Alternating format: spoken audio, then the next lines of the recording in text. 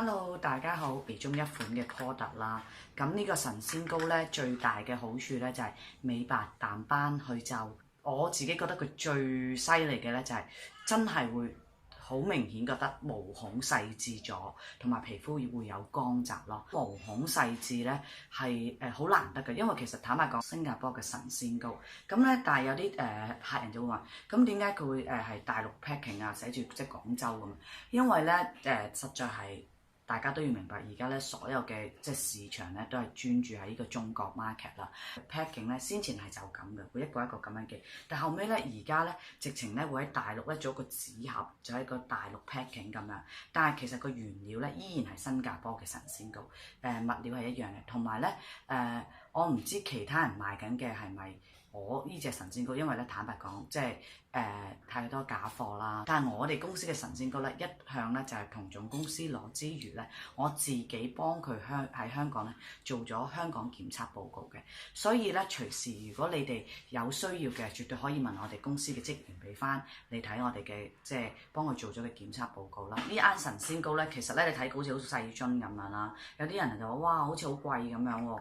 其實咧呢一啱神仙膏咧已經可以用4個月嘅份量，如果你慳慳地咧即係半年都用到，咁所以咧其實除翻落咧幾百蚊一個月，真係一啲都唔貴咯。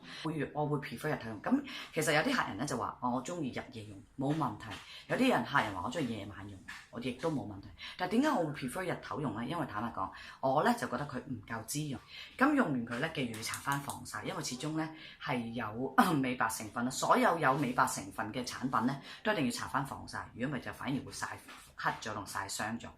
咁咧而家就示範下俾大家睇下呢個神仙膏嘅即係點樣用法啦。因為咧有好多客人都話唔識用啊，搽到一笪笪啊，又會咩唔均勻啊，搽到好似白面鬼咁樣技藝咁樣啦。咁咧所以咧我而家就想即係搽俾大家睇下，即係我每日係點樣搽。咁當然啦，我而家係素顏㗎啦。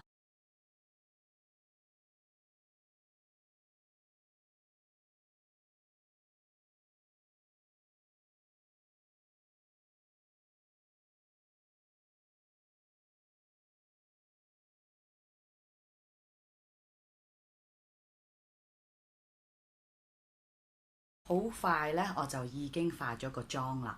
咁咧就好似我頭先話齋啦，係冇粉底㗎啦，大家睇到。咁咧我淨係用咗呢個神仙膏咧，咁就已經咧做到膚色均勻啦，咁就好白淨嘅效果啦。所以咧我從來都唔需要搽粉底。所以咧如果咧即係靚女們，如果你哋皮膚咧都有一定嘅質素咧，可以試下考慮搽呢一個。去取代個粉底，都做到均勻膚色啊，同埋皮膚好靚嘅效果㗎啦。咁希望大家鍾意啦。咁呢個就係我化咗妝，即係用完神仙膏之後化咗妝嘅樣啦。